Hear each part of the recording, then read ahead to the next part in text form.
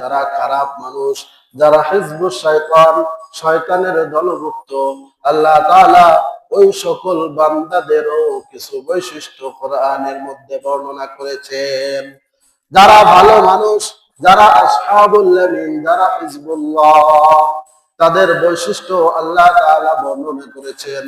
قد أفلح المؤمنون الذين هم في صلاتهم خاشعون।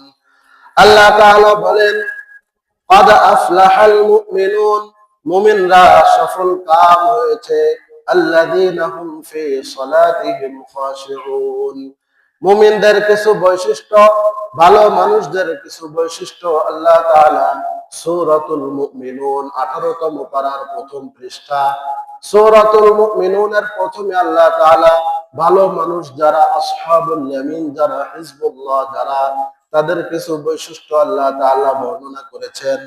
আল্লাহ তাআলা বলেন قد أفلح المؤمنون الذين هم في صلاتهم خاشعون। যারা সুন্দরভাবে একাগ্রতা চিত্তে, যারা সুন্দরভাবে আল্লাহ তাআলার প্রতি মনোনিবেশ করে নামাজ যারা আদায় করে, এটা হলো মুমিনদের এবং আসহাবুল ইয়ামিন, যারা হিজবুল্লাহ, আল্লাহ তাআলার দলভুক্ত, যারা ভালো মানুষ, যারা তাদের একটি বৈশিষ্ট্য হলো তারা নামাজের সময় কোনো তাড়াহুড়া করে না, ধীর স্থির ভাবে নামাজ আদায় করে। আমাদের সমাজে অনেকে নামাজ পড়েন, 4 রাকাত নামাজ পড়তে 2 মিনিট সময় লাগে, আছে কিনা? আছে। নামাজ কি হবে?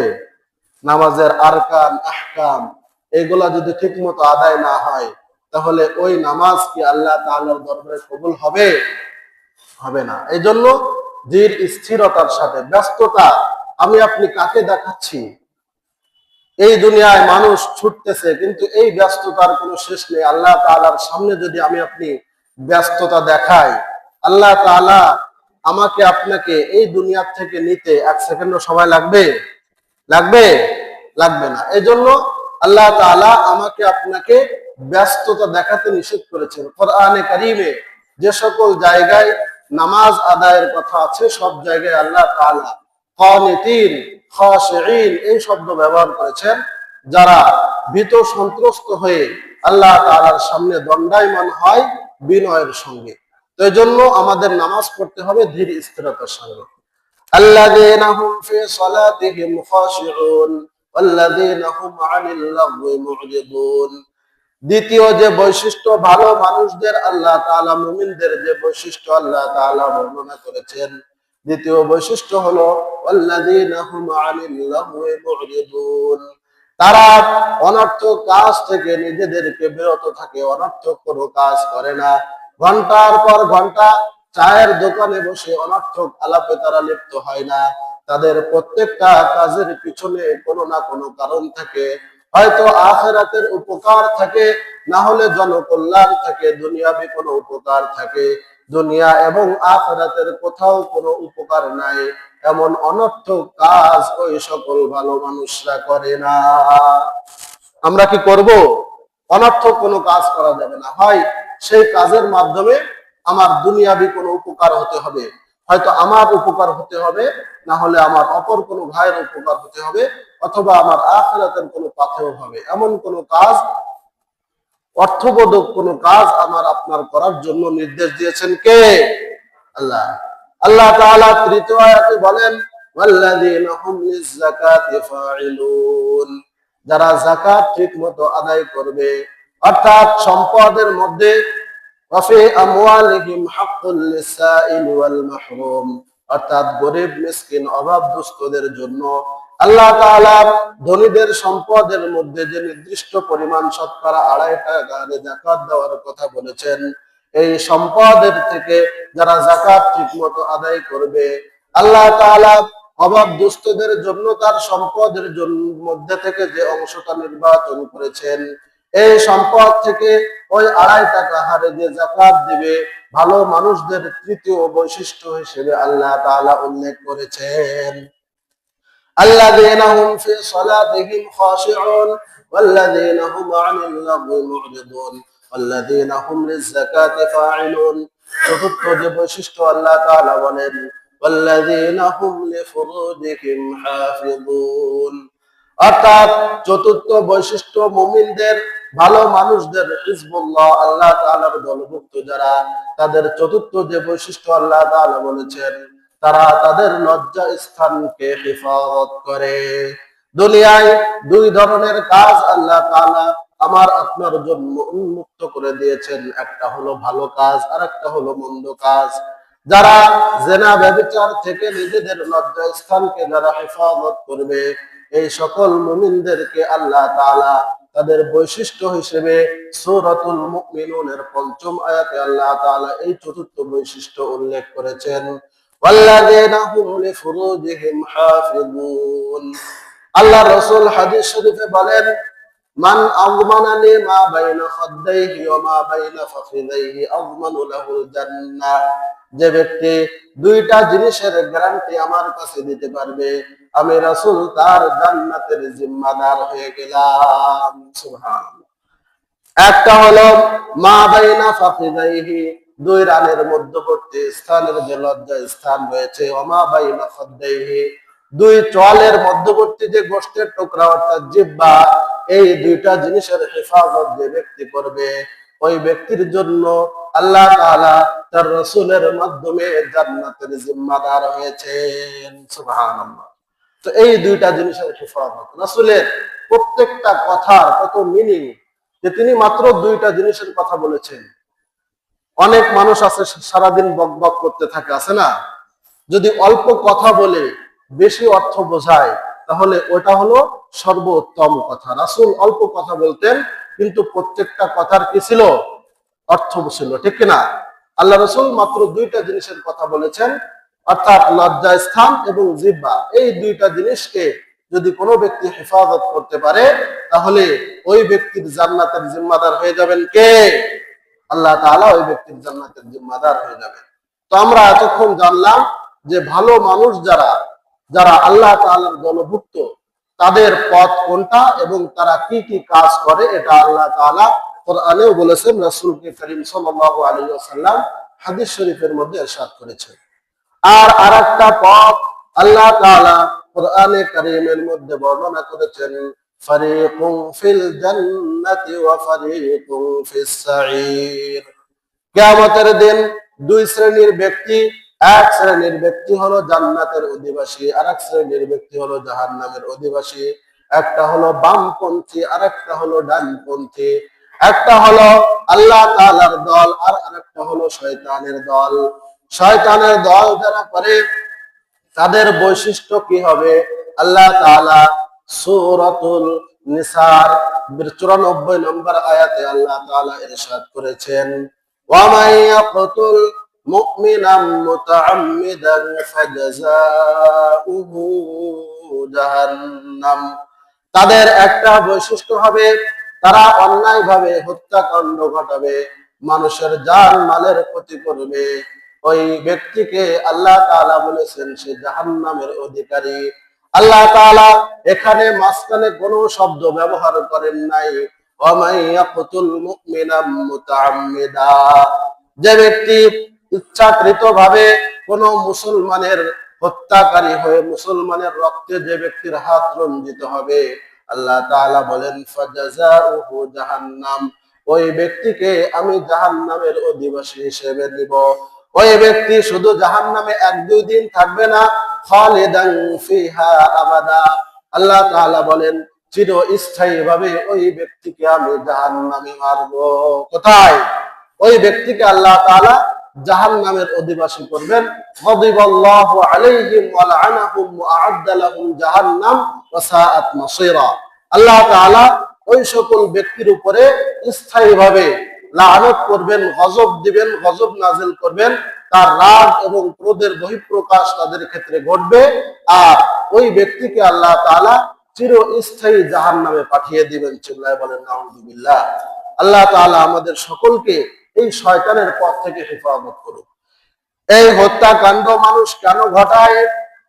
আল্লাহ তাআলা এই দুনিয়ার বুকে দুইটা জিনিসকে আমার আপনার জন্য দিয়েছেন, একটা হলো হালাল আর একটা হলো হারাম।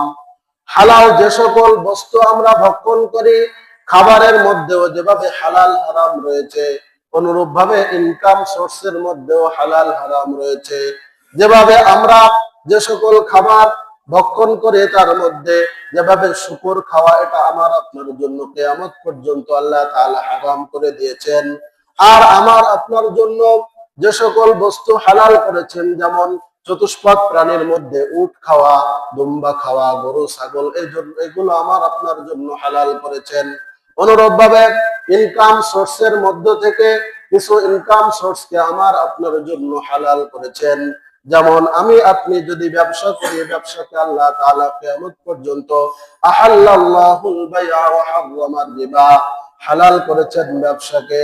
আর যে সকল ইনকাম সোর্সকে আমার আপনার জন্য হারাম করেছেন, তার মধ্যে অন্যতম একটি সোর্স হলো ঘুষকে আল্লাহ তাআলা হারাম করেছেন, ঠিক না? আর রাশি ওয়াল মুরতাশি কিলাহুমা ফিন্নার, যে ব্যক্তি ঘুষ খাবে আর যে ব্যক্তি ঘুষ দিবে, ওই উভয় ব্যক্তির উপরে আল্লাহ তাআলা লানত করেছেন। আর অনুরূপ ভাবে কোন ব্যক্তির কাছে থেকে পারিশ্রমিক গ্রহণ করে অপর কোন ব্যক্তিকে যদি কোনো ব্যক্তি হত্যা করে, ওই হত্যাকৃত যে টাকাটা সে গ্রহণ করলো হত্যা করার বিনিময়ে, এই টাকাটা তার জন্য হালাল নাকি হারাম? কে? হারাম। বর্তমান গোয়েন্দা সংস্থার একটি রিপোর্টে দেখা গিয়েছে, আমাদের ভাই ওসমান হাদিকে, যার জন্য ধর্ম বিষয়ক মন্ত্রণালয় থেকে আজকে সারা বাংলাদেশের সকল মসজিদে দোয়া করার আহ্বান জানানো হয়েছে। এই ওসমান হাদি ভাই যিনি হত্যা করেছেন, ওই ব্যক্তি হলো একজন ভাড়াটে খুনি, ভাড়াটে কিলার, ঠিক না? শুনছেন না? গোয়েন্দা সংস্থার রিপোর্টে এটা উঠে এসেছে। এমনকি তার সহযোগী হিসেবে তার মা বাবাও ছিল। এজন্য আল্লাহ তাআলা কিছু মানুষকে এই দুনিয়া থেকে আসহাবুস শাইর অর্থাৎ হিজবুস শয়তান, শয়তানের দলভুক্ত কিছু মানুষকে আল্লাহ তাআলা এই দুনিয়ার বুকে পাঠিয়েছেন। এমন সন্তান যদি কোনো ব্যক্তির হয়, ওই পিতামাতা ওই সন্তানকে শাসন করে তাকে আরো ভালো পথে আনার চেষ্টা করে। এমন পিতামাতাও আমাদের সমাজে আছে, যারা মোটরসাইকেলের নেম প্লেট পরিবর্তন করে একজনকে নির্মম ভাবে অন্যায় ভাবে হত্যা করে তাকে বিদেশ পালিয়ে যেতে সহযোগিতা করে। আছে কিনা? এমন পিতামাতা থাকার থেকে আর না থাকা ভালো না? একজন পিতামাতা সব সময় চেষ্টা করবে সন্তান কিভাবে ভালো হয় এবং এই দুনিয়া মানুষের কল্যাণে কাজ করতে পারে, সন্তান সবসময় সেই চেষ্টা করে। কিন্তু এমন পিতামাতাও আমাদের সমাজে আছে যারা আরো অন্যায় পথে তার সন্তানকে সহযোগিতা করে। এমন সন্তানদের উপর এবং আল্লাহ তাআলা ওই পিতামাতার উপরে গযিবাল্লাহু আলাইহিম লানত করেছেন। সূরাতুল নিসা আয়াত নম্বর কত? 94 নম্বর আয়াতে আল্লাহ তাআলা এই ঘোষণা দিয়েছেন। এই জন্য আমার আপনার জন্য করণীয় হলো সন্তানদেরকে যেভাবে আমাদের হেফাজত করতে হবে, অনুরূপ ভাবে একটা বিষয় আমার আপনার জন্য খেয়াল রাখা জরুরি। আমি আপনি অন্যায় ভাবে যে রোজগার করছি, অন্যায় ভাবে অন্যায় পথে মানুষকে হত্যা করার বিনিময়ে টাকা নিয়ে, অনুরূপ ভাবে অপরের সম্পদ অন্যায় ভাবে লুণ্ঠন করে আমার নিজের পকেট ভারী করছি, এটার মাধ্যমে আমার আপনার জাহান্নামে আমার আপনার টিকিটটা কনফার্ম হয়ে যাচ্ছে আস্তে আস্তে। আমি আপনি হয়তো এই দুনিয়ায় থাকবো না, আমার ওই হারাম টাকা আমার সন্তান ভোগ করবে, আমার সন্তান ওটার উপরে সে ভোগ বিলাস করবে, কিন্তু জাহান্নামে আমার আপনার জন্য আল্লাহ তাআলা একটি আবাসস্থলের ব্যবস্থা করবেন, ঠিক না? এজন্য আমি আপনি আমার সন্তানের জন্য যে সকল ইনকাম করে, আমার আপনার জন্য যে ইনকাম করে, এটার কত পার্সেন্ট আমি আপনি ভোগ করতে পারি? 10 থেকে 20%, ঠিক না? আমি আপনি যে ইনকাম করি কতটুকু আমরা ভোগ করতে পারি? অধিকাংশই ভোগ করে আমার পরিবার পরিজন। এই অন্যায় ভাবে যে ইনকামটা করলাম, এটার কারণে আমি তো ভোগ করতে পারলামই না, আরো জাহান্নামে আমার আপনার জন্য কি হয়ে গেল? টিকিট কনফার্ম হয়ে গেল। এই জন্য আল্লাহ তাআলা যাদেরকে অন্যায় ভাবে হত্যা করা হয়, তারা আল্লাহ তাআলার কাছে মরেন না, বরং তারা জীবিত। সূরাতুন নিসার 169 নম্বর আয়াতে আল্লাহ তাআলা বলেছেন, ওয়ালা তাহসাবান্নাল্লাযীনা কুতিলু ফি সাবিলিল্লাহি আমওয়াতা বাল আহইয়াউন ইনদা রাব্বিহিম ইরযাকুন। আল্লাহ তাআলা বলেন, ওয়ালা তাহসাবান্নাল্লাযীনা কুতিলু, যাদেরকে অন্যায়ভাবে আল্লাহর রাস্তায় হত্যা করা হয়, লা তাহসাবান্নাল্লাযীনা কুতিলু, তাদেরকে তোমরা মৃত মনে করো না, বাল আহইয়াউন ইনদা রাব্বিহিম ইরযাকুন, বরং তারা আল্লাহ তাআলার কাছে জীবিত এবং জান্নাতে রিজিক প্রাপ্ত হয়। সুবহানাল্লাহ। এই দুনিয়ার মানুষ হয়তো তাদেরকে মরা এবং মৃত মনে করতে পারে, কিন্তু আল্লাহ তাআলার কাছে তারা জীবিত। সূরাতুল বাকারার মধ্যে আল্লাহ তাআলা বলেছেন, ওয়ালা তাকুলু লিমান ইউকতালু ফি সাবিলিল্লাহি আমওয়াত বাল আহইয়া ওয়ালাকিন লা তাশউরুন। তোমরা আল্লাহর রাস্তায় যারা শহীদ হয় তাদেরকে তোমরা মৃত বলো না, বরং তোমরা তারা জীবিত, কিন্তু তোমরা সেটা অনুধাবন করতে পারো না। আল্লাহ তাআলা আমাদেরকে কি কি দিয়ে পরীক্ষা করবেন?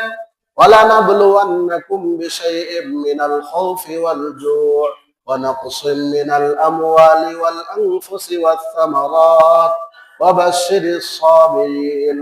আল্লাহ তাআলা আমাদেরকে কিছু জানের ক্ষতি করে, কিছু মালের ক্ষতি করে, এবং কিছু সম্মানের ক্ষতি করে, কিছু ফসলের ক্ষতি করে। বিভিন্ন ভাবে আল্লাহ তাআলা আমাদেরকে পরীক্ষা করবেন। এই পরীক্ষার সময় আমার আপনার জন্য ধৈর্য ধরার নির্দেশ দিয়েছেন কে? কে নির্দেশ দিয়েছেন? আল্লাহ তাআলা। ওয়াবাশশিরিস সাবিরিন, আল্লাহ তাআলা বলেছেন যে যারা ধৈর্যশীল তাদেরকে আপনি সুসংবাদ দিয়ে দিন। এই জন্য আমাদের সমাজে যে বিশৃঙ্খলা হচ্ছে, এইগুলার জন্য আমি আপনি দায়ী। ব্যক্তি যদি ভালো হয়ে যায়, সমাজ ভালো হয়ে যাবে, সমাজ ভালো হলে রাষ্ট্র ভালো হয়ে যাবে, ঠিক না? ব্যক্তি যদি সংশোধন না হয়, তাহলে সারাদিন স্লোগান দিলে এই পরিবার, এই সমাজ, এই রাষ্ট্র, এটা কি পরিবর্তন হবে? হবে না। আমরাই তো ভালো হয় নাই। যখন ওসমান হাদি ভাইকে চিকিৎসার জন্য সিঙ্গাপুর